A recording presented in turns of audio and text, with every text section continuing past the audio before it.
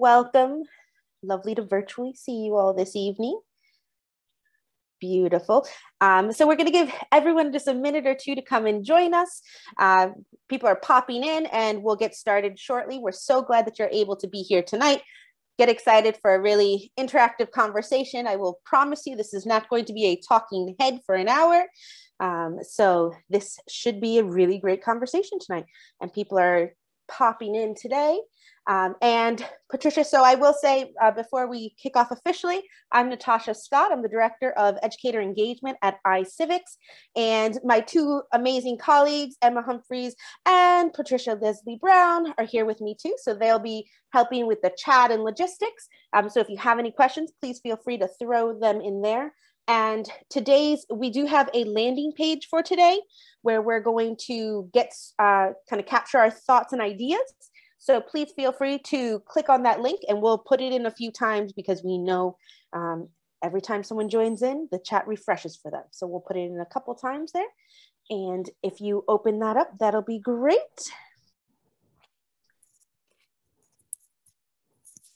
Okay, and I am going to go ahead and share my screen and get us started today.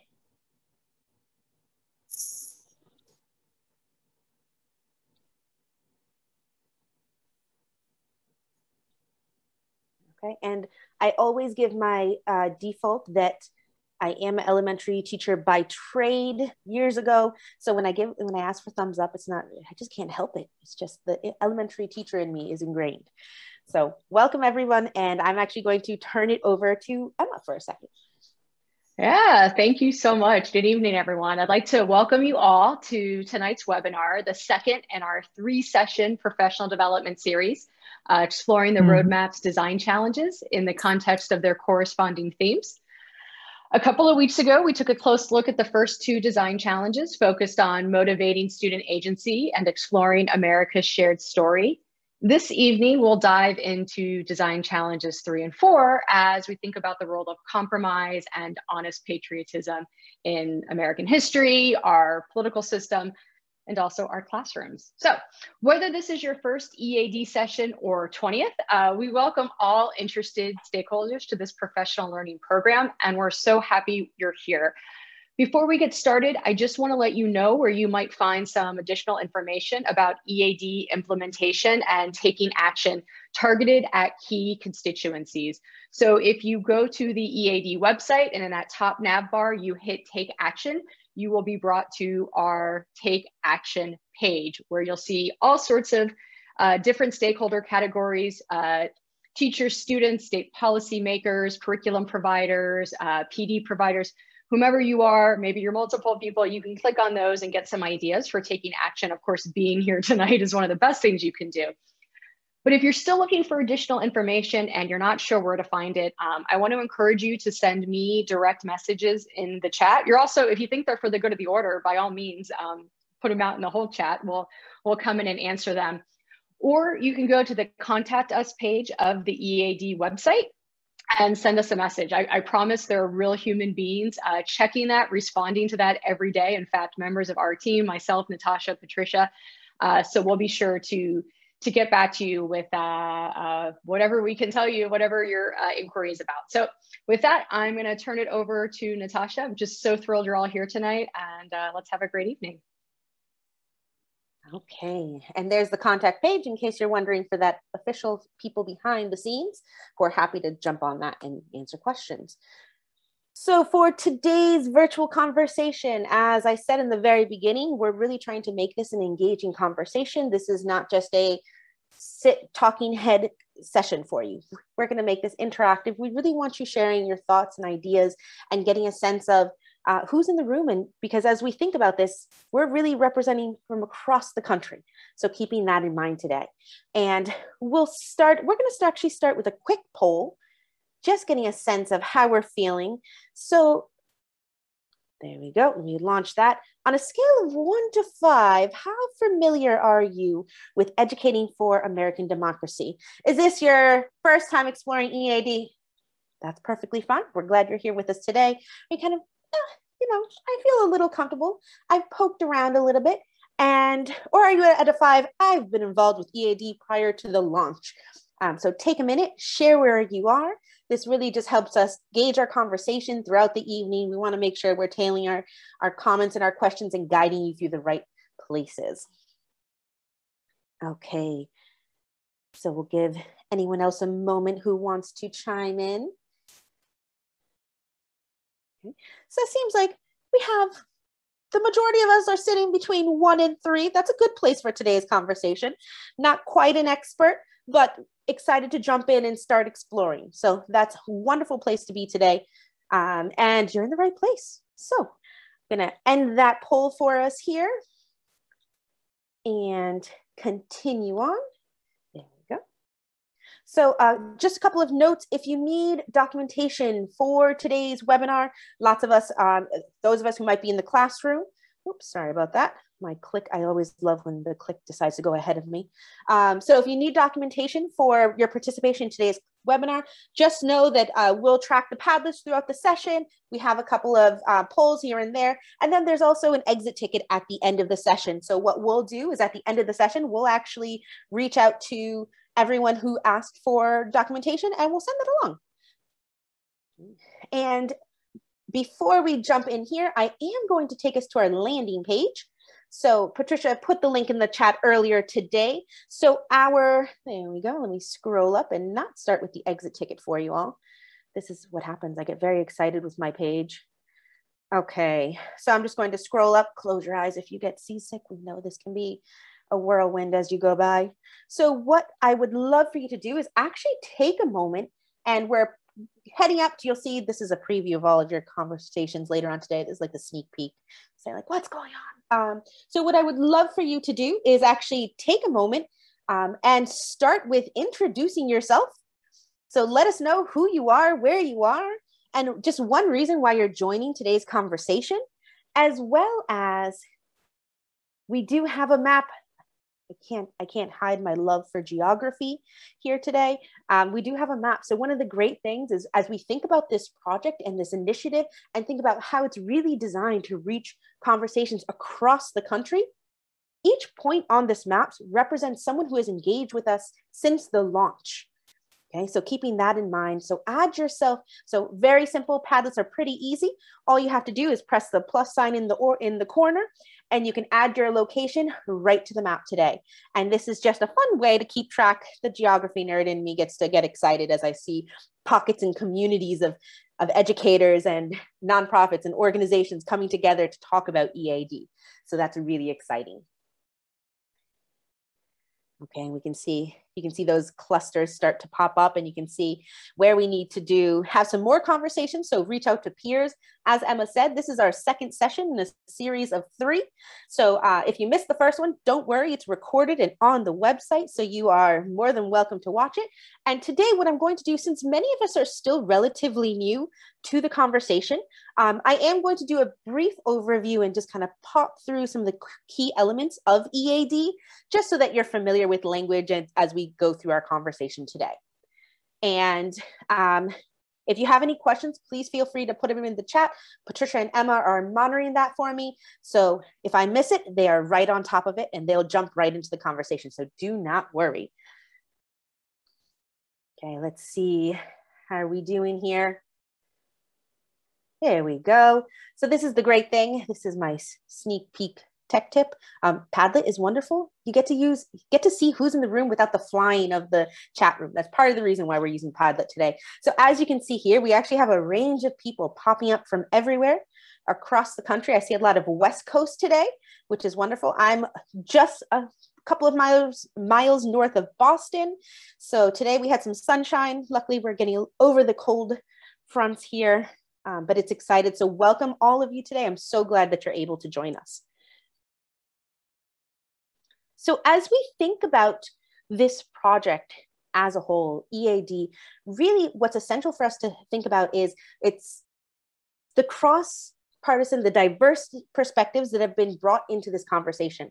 So we have Circle, iCivics, Edmund J. Safra Center for Ethics, School of Civic and Economic Thought and Leadership at Arizona State University. We have the Jonathan Tisch College of Civic Life at Tufts University. This has been funded by the National Endowment for the Humanities. And we just see all of these leaders coming together and all of these experts. So very important to know, 300 educators and political scientists and collaborators all contributed to this project. This is not just a couple of people sitting in a room. This has been a long, thoughtful conversation. As we think about what this is, as we think about EAD, really it's this inquiry and design. We see these inquiry and design principles and this guidance for civic and history education with excellence. As we think about this roadmap, what it's providing us is the what and how to teach civics and history. This is not a curriculum. This is not a mandate. Really, this is guidance. This is a series of questions that goes deeper into learning and into content. So as we think about our goal, we're very ambitious with this initiative. 60 million students, 100,000 schools, 1 million teachers. Really, this is everyone. We want everyone, all of our students, all of our teachers, all of our schools, thinking and incorporating this concept of EAD and educating for American democracy. This is our goal so that everyone is engaged and ready to participate. Now, when we think about these key elements, I think I clicked too fast there we go.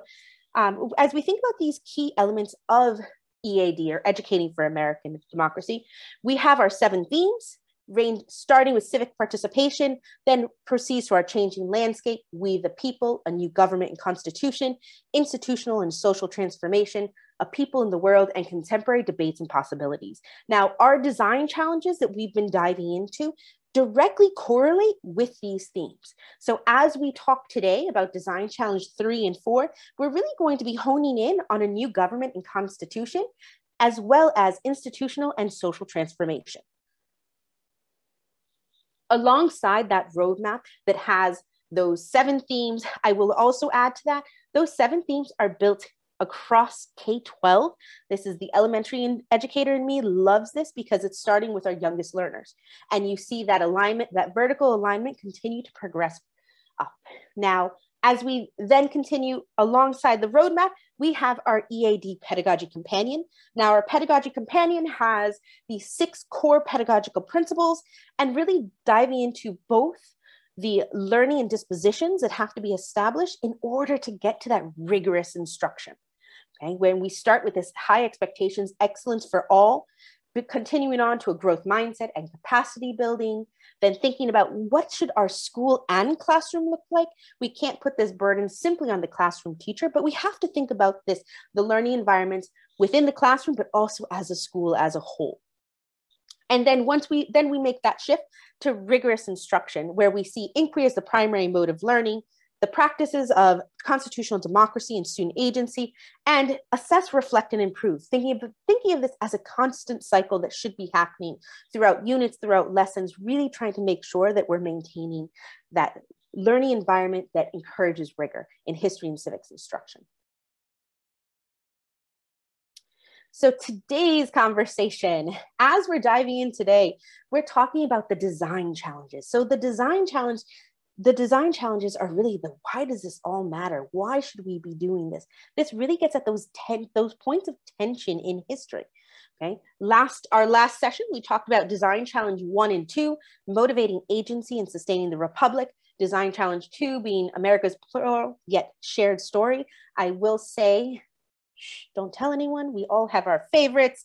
Though number 2 is my favorite, with America's plural yet shared story, really diving into how do we get these different narratives. I also love today's 3 and 4 because it's taking an even closer look. How do we do this consistently? How do we have this concept of reflective patriotism? And yes, number 4 is Emma's favorite. Okay, so, and as you think about, just to help us visualize, I know this is for those of you who are brand new to EAD, when we think about this roadmap structure, really thinking about these design challenges being those dilemmas in history and civic content, then getting a little more focus and having those content themes that really get to those big ideas in history and civics. Those content themes have thematic questions, they have key concepts, and then it gets focused even gets a little more focused, thinking about history and civic questions that are driving questions. Now, these driving questions are really designed to drive long-term planning. For some, it might be a unit. For some, it might be a semester. It might be even longer than that. So thinking about that. And then finally, getting down to our sample guiding questions. Now, these frame history and civics concepts for shorter inquiries. For some, it might be a lesson. It might be a group of lessons. Okay. So as you look at the resources within the roadmap, you'll see that gradual connection as it gets even more focused over time. Okay, so jumping in, so that was your speedy EAD overview, EAD 101. I know Emma and Patricia were throwing in links in the chat constantly, so I will encourage you, go poke around. You will find a lot of this information in even more depth, but I think it's important to take those few minutes in the beginning just so that everyone's on the same landing page so we can continue our conversation today. So today we're starting our conversation with Design Challenge 3, simultaneously celebrating and critiquing compromise. And I saw some people really throw into the chat compromise. Compromise nowadays seems a little challenging at times. And as we think about these questions around compromise, how do we simultaneously teach the value and the danger of compromise for a free, diverse, and self-governing people, knowing that compromise is not easy? And then thinking about how do we help students make sense of the paradox that Americans continuously disagree about the ideal shape of self-government, but also agree to preserve shared institution. And this is where we feel that tension back and forth with these design challenges.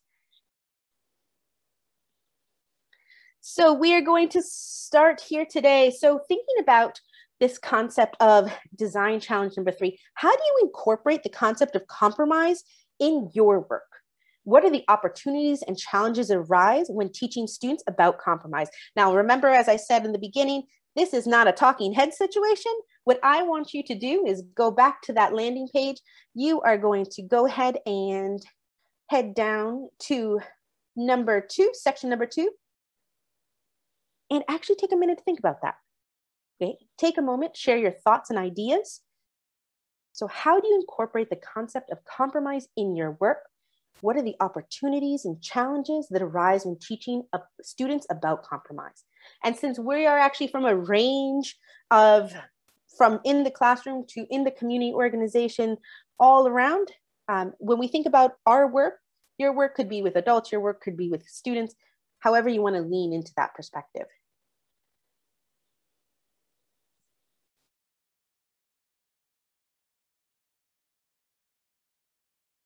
So teach students about the core beliefs and values, the role of compromise, civil discourse. And I love when I see in the comments, realizations. That's exactly what our conversation is tonight. Really getting you thinking, really getting your thoughts about your work and connecting to these bigger, broader ideas. And we have some individuals who say, they don't teach this well. And that's part of EAD, right? Uncovering how we can make those connections.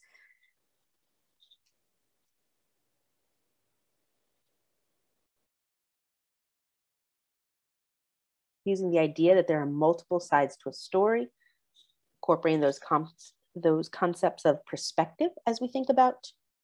Let's scroll down a little bit so that we can see some more ideas popping into the Padlet. So I did see what someone posted in there. The role of compromise in government is an essential question for our 7th grade curriculum. Wonderful. So we have individuals that connect the legal world to the classroom.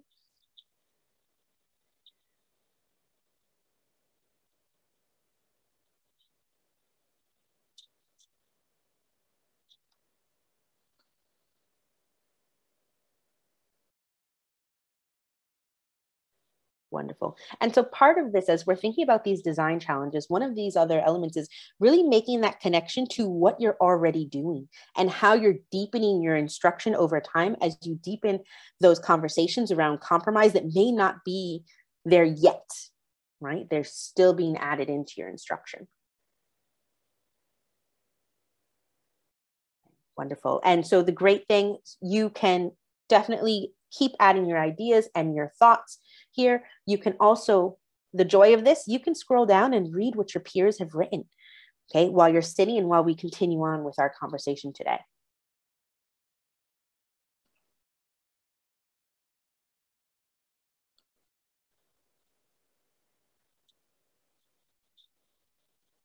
Okay. So in the words of Merriam-Webster, always like to get technical with our definitions here. Compromise, a verb, to come to an agreement by mutual concession, to find or follow a way between extremes. Okay. Settlement of differences by arbitration or by consent reached by mutual concessions. Okay, thinking about how are we getting to this point when we look at our moments in history, when we look into history and we think about those points of compromise that we see throughout history. I think that is something. So on one hand, we might see compromise if we think about that EAD pedagogy principle number 3, that classroom environment. How are you doing that in a way that you're teaching students how to engage with each other with compromise? And then how are you making that direct correlation to where were those moments in history, right? And where we see that compromise. And so when we think about this concept of compromise being brought all the way back to the Constitutional Convention, debate, Ben Franklin, when a broad table is to be made and the edges of planks do not fit, the artist takes a little from both sides and makes a good joint. In like manner here, both sides must part from some of their demands in order that they may join in some accommodating proposition. Now, as we think about this, and I purposely chose this quote from Ben Franklin, because sometimes I think when we dive into these really rich concepts of compromise and these points of tension, we rush to the very complicated. And we forget to take a step back as we talk with our students who may not be familiar with these concepts. And when we're talking to our students and we're helping them understand, what does it actually mean to compromise? Where is the push and pull that happens in a compromise? So remember, as I mentioned before, each of these design challenges is linked directly back to those themes.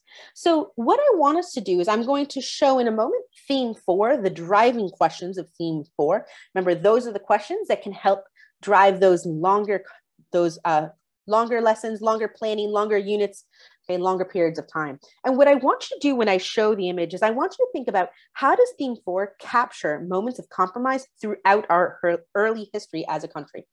And then thinking about, where do you see those connections to your own curriculum? Is this content that you already cover, or your students or your school already covers, or is this brand new content? Okay, so think about that question. You are going to be responding. We're going to scroll down and you are going to be at number 3, taking a closer look. Okay, so that's your Padlet that you're going to be responding in right now. And I'm not going to be the bad facilitator that gives you the question and then doesn't show you the content that goes with it. We need to see both. Okay, so, and remember how I said that these themes were organized by grade bands? This is where we see that progression. This is where we see K to 12, how it gradually becomes more complex when we think about compromise. So why were there conflicts between different groups of people when they got together for the first time? What happened between different groups of people during their first interactions? How do we decide to become a community? Those are K2 questions. Okay. And then you gradually see it become more complicated and more complex. So I'm going to leave this here for a minute. I will give a small disclaimer that 6 through 12 actually has a couple of more questions, but the font would have gotten too tiny. You wouldn't be able to see it. So I'll let you discover those in the roadmap itself. So take a minute. Take a moment, look at the questions. You could look specifically, and it's perfectly fine if you relate this to other content areas, because as we think about civics, as we think about, though the roadmap is civics and history, civics we know is something, and history can be connected across content areas. So I really appreciate that you're connecting this and making this interdisciplinary.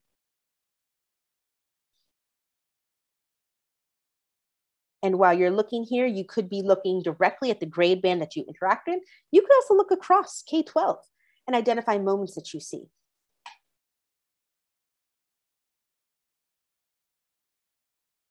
going to quickly scroll through the chat while you are jotting down your thoughts and ideas and making connections to the work that you do in your classrooms. And Emma, and Patricia, let me know if anything has been popping up.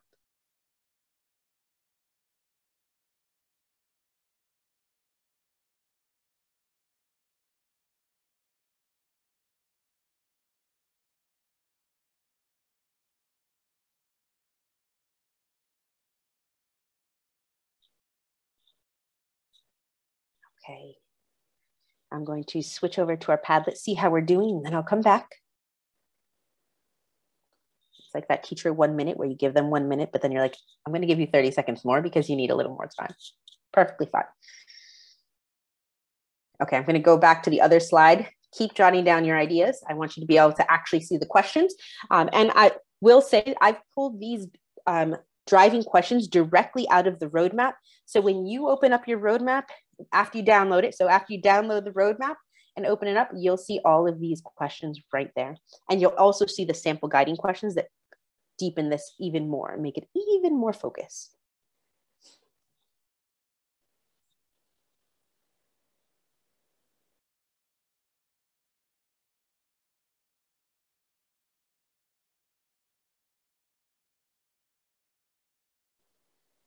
I must say, I really do love the content in theme 4.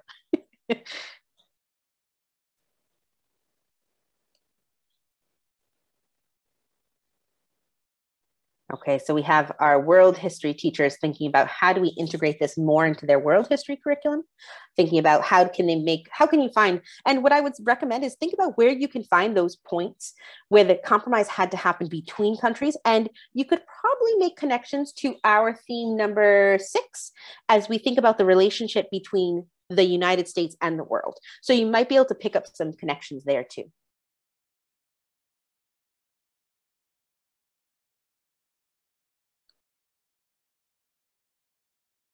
So we see explicit and implicit compromises with the design of the Constitution itself, thinking about all of those compromises that happened.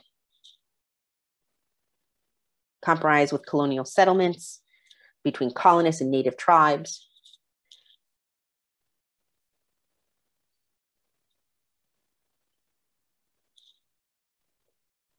And that's making me, I love when we're in these sessions and it's making you think too. And I think it also makes me wonder too, is when we look at those compromises where we see which sides have pushed and pulled more, right? And we look at those moments. So this is wonderful. And part of this is just to see where your peers are making those connections to this concept of compromise.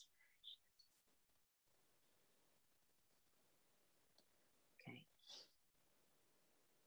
So what we're going to do now is we're going to shift slightly as we begin thinking about design challenge number 4, but you'll see that connection to compromise, that was cracking me up. As you see that connection to compromise actually begin to show itself again in design challenge number 4. Emma, do you want to introduce design challenge number 4? How did you know I'd wanted to introduce design challenge number 4? I've been a social studies educator for my entire career, since I, was a pre-service teacher in the early 2000s, gosh, 20 years ago now. And I never had the perfect language to sort of describe how I feel about teaching students. In the United States, we like to just put everything to the poles, make everything a polar opposites. Either, you're teaching students to be just blind patriots who don't know any of the bad things, or you're teaching kids to be, little authoritarians who hate America. And I know social studies teachers all across the country, and none of them fit into either one of those camps. Everyone is trying to sort of do the right thing, teach students a full, comprehensive, honest accounting, the warts and all, the gory and the glory, and to teach students to sort of hold on to that patriotism. Patriotism isn't a bad word, but reflective patriotism.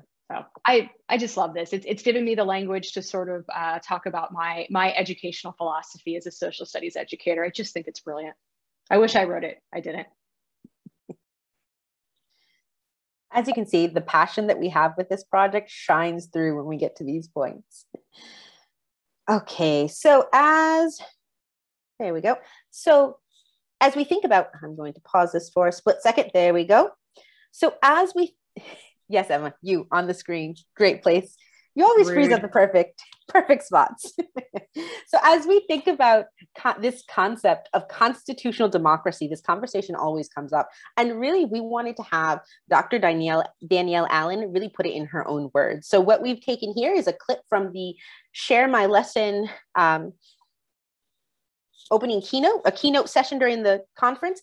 And really, she does a great job getting at that definition and describing this concept of constitutional democracy. Now, Dr. Allen, there has been a limited but energetic discussion around the term constitutional democracy, folks sort of questioning the decision to go with that term versus republic. I'm hoping you could speak to that. Sure, I'm happy to. I mentioned at the start that one of the things we worked very hard to do from the beginning was to build a group of people, extending it always outward, that brought ideological diversity, viewpoint diversity into our group. So really reaching across the full spectrum. And as we did that, we knew we would have to do important work to compromise as we move forward together. We realized we were trying to do something that lots of people say can't be done. We all say we can't come to agreement these days.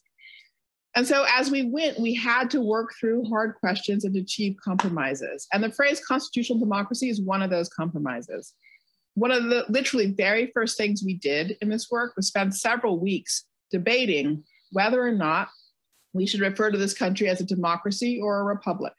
Both words were used at the American founding, okay? There's a bit of a red herring out there that suggests only one word was used. That's not the case. Madison advocated for the term republic. Hamilton in the New York ratifying debates described the Constitution as a representative democracy.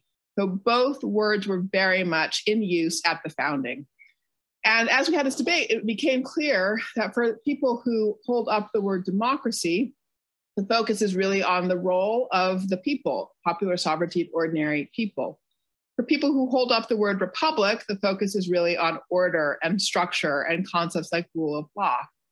So our compromise was to recognize that the phrase constitutional democracy captures both of those ideas. The democracy term brings in that focus on the idea that it's for the people, by the people, of the people, and the constitution word brings in the focus on order and structure and rule of law. So constitutional democracy is the compromise that we came to as a way of moving our work forward together, despite coming from different places across the ideological spectrum. There's no one else who could say it better than Dr. Danielle Allen. So we are so thankful that we have that clip and really frames out this concept of constitutional democracy and how that choice of language itself was a compromise within all of the educators and all of the experts and all of the academics who were sitting around having the conversation about educating for American democracy. So throughout this, what you'll find, let me see if I can click to my next slide. Sorry about that, everyone. What you'll actually find is if you want to dive deeper into this concept of constitutional democracy and even examples of where we see compromise within this process and within this work and the development of this roadmap, check out the report. You can download the report and you have all of the in-depth conversation that was happening to really set up the context for this project. Now, Emma spoke to earlier this concept of reflective patriotism. Now, when we think about reflective patriotism, as Emma brilliantly spoke at the very beginning of our design challenge conversation here, thinking about how is this uniting love of country with clear-eyed wisdom about our successes and failures in order to chart our forward path. And that's part of this language actually comes from our first paragraph in our report, really getting to the importance of reflective patriotism when we think about how we teach history and civics and how we integrate them and how we can lean into those points of tension. So what I want you to do is I want you to consider moments of change that have most defined the United States. What moments come to mind? And where do you have opportunities in your curriculum to be appreciative of the foundings of the United States, yet honest about the wrongs of the past? So taking a moment to thinking about that concept, you're actually going to scroll down. Look at that. You guys are amazing. You just sprint ahead. I love it. And Emma, do you want to give that context? Oh, you're on mute. About reflective patriotism? Yeah, this is another thing that I wish I had in my professional and academic lexicon years prior. It comes from Democracy in America, Alexis de Tocqueville. It's this idea of an appreciation of the ideals of our political order, candid reckoning with the country's failures to live up to those ideals, motivation to take responsibility for self-government, and deliberative skill to debate the challenges that face us in the present and future. It's funny, we've presented on this a lot, and it's one of those terms that just it really resonates with folks. It's like, yeah, I love my country, but like, yeah, I acknowledge the times when we failed to live up to our ideals. And I still take ownership and pride in the shared history of America. It's just another one of those brilliant terms, with a major hat tip to Dr. Danielle Allen and Professor Paul Carice, Jane Kamensky, the wonderful PIs on the EAD project, who did the hard work and just found a way to capture what I think a lot of us as social studies educators believe about our work. Thank you, Emma. And as you take a glance at what your peers are writing, you can see here for my AP government class, it's a hard look at some of the things the Congress, the presidents, and the courts have done that haven't fulfilled the promise of the foundational documents. Okay, thinking about that tension that we see. The founding documents about rights, such as the Declaration, the Ideals. I'm popping that from the chat on the side. So thinking about order and structure and constitutional history and how the law is interpreted over time. Concept of gerrymandering. Okay, so we see these moments where we have to really lean into that concept, and we have to acknowledge that there have been challenges in our history, but there have also been bright spots and moments of success in our history as well. Okay, and that is that tension back and forth that we have to deal with constantly as history and civic educators. The founding fathers are human. Declaration, I see brought up again. US history in the context of world history. Okay, excellent. And also just know that this site will be available. This site lives on. You can see PD session number 1's thoughts here. And this is so that you can see what your peers constantly are saying and the ideas that they're coming up with, so that when you go back to your work, you go back to your planning, and sorry for my puppy who decided to chime in, when you go back to your planning, you can see those connections there.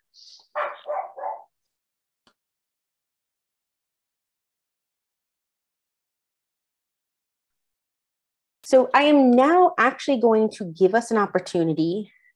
As I said, we are not here to sit and talk at you, sorry.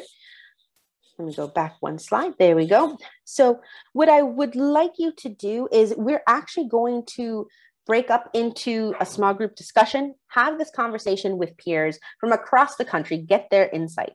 And what you're going to stop and think about is, where do you see opportunities to incorporate design challenges 3 and 4 into your work? So we've been talking about curriculum, we've been talking about connections that we see there, connections around compromise, connections around reflective patriotism.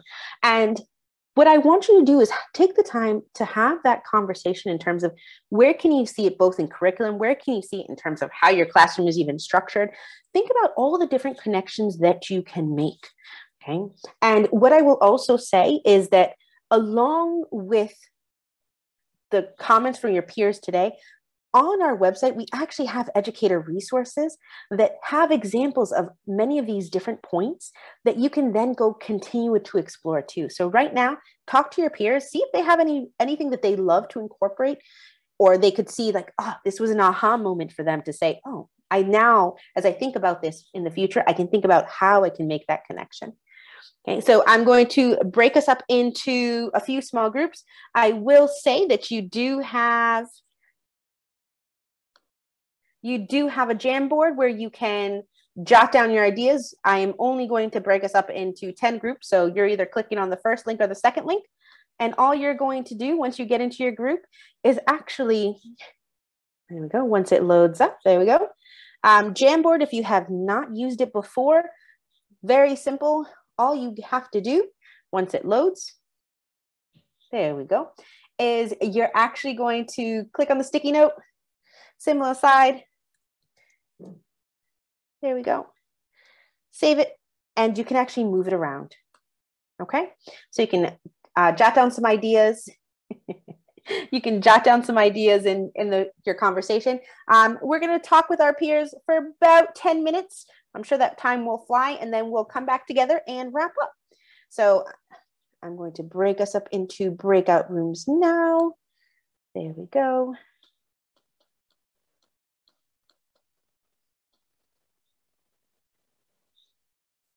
Okay, and go ahead and have some great conversations.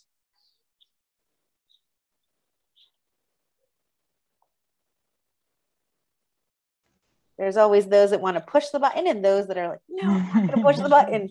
I'm going to wait.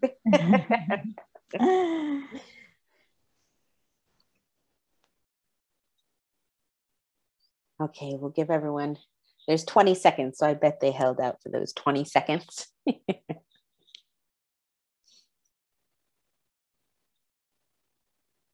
And for those of you who are here, if you want to get a head start, we are actually going to go down to number 6 on our landing page.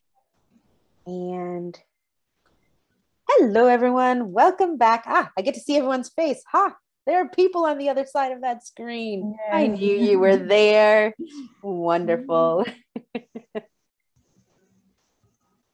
And so sorry that some of your Jamboards were in view only. I was wondering why it was all empty, but that's okay because we actually have closing comments at the end of word cloud. We always have backup systems and redundancy when you're an educator, right? Got to plan for those fails, but that's perfectly fine. So thank you for your patience with that. I hope you had a wonderful conversation. That was always the last session. It was very interesting because there were many people who said, all we did was do the Post-it notes. We didn't talk. So see, it worked out for the better. You can have a conversation. So it's lovely to see all of your faces and to see that you're here with us today. What I would like you to do is to take a moment and reflect on the conversation that you had with your group and just what is either a word or a concept that really resonated with you from the conversation. And I'm going to do a screen share again. We are actually on our landing page going down to where you see number 6.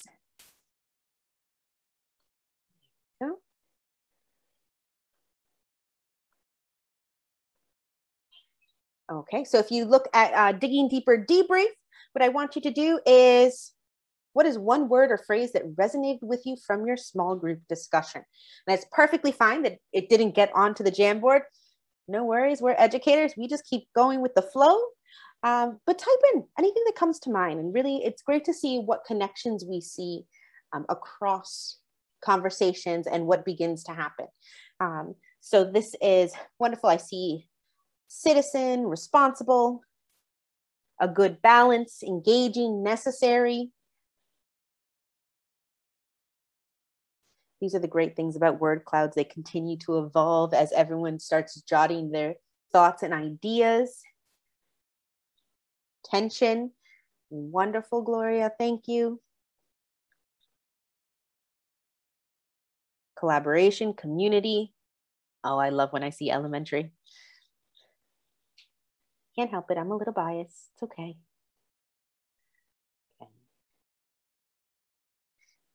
Patriotism, wonderful. And those of you who are putting it in the chat, do not worry. We will throw that in here. So we had a group that was talking about migration and knowledge of Mexican history.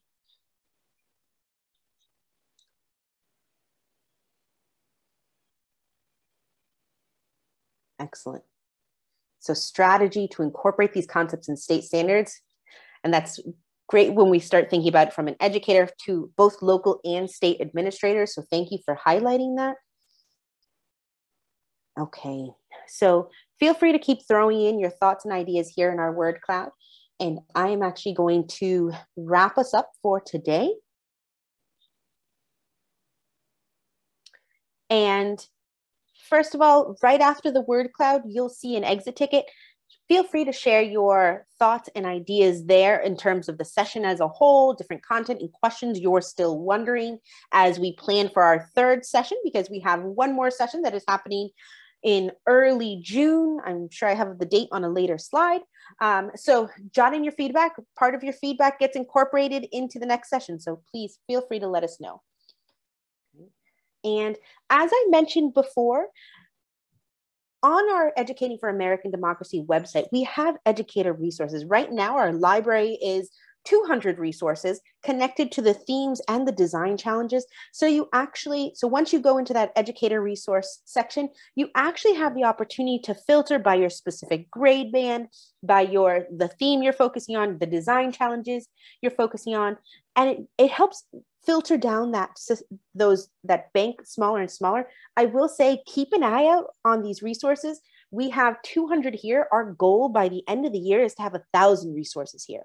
And you'll actually see the range of organizations that have contributed to this collection of resources. So it's really exciting to start poking around, because you begin to find things that you may not have known even existed before. Okay, so I really encourage you to go there, poking around. Okay. Also, we have Educating for American Democracy K-12 Student Design Challenge Contest. So this contest is open. Patricia, can you put the closing date in the chat? I think it's the 31st. I think it's May 31st is the last day of the competition. You are now a step ahead of such a large percentage of the rest of the nation.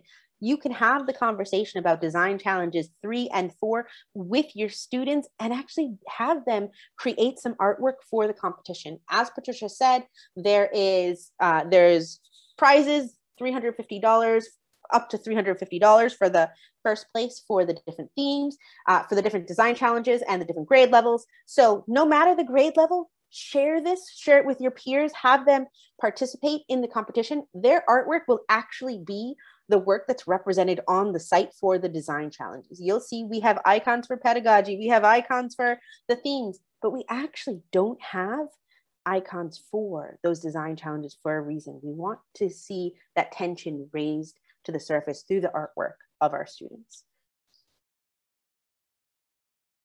And sorry, going back, you'll find the submission spot at the top of the website, so please feel free to go there. Okay, save the date. June 9th is our next session. Our last session of this series will have, there'll be other workshop series. If you go on our Educating for American Democracy website, we do have an events page. There you'll find links to all different conversations as we continue to deepen our learning around EAD and Educating for American Democracy.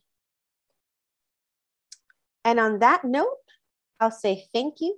I will stop sharing my screen so I can see your wonderful faces again. Thank you for joining us tonight. Take the next 3 minutes. There's nothing worse when you have to fill out an exit ticket and they don't actually give you time. So thank you everyone for joining us tonight. Okay, and take a moment, fill out the exit ticket. We appreciate your feedback and so that we can continue engaging in these conversations. And if you have any questions, please feel free to reach out in the chat. Email us through the contact form. However your heart desires, reach out, we will respond.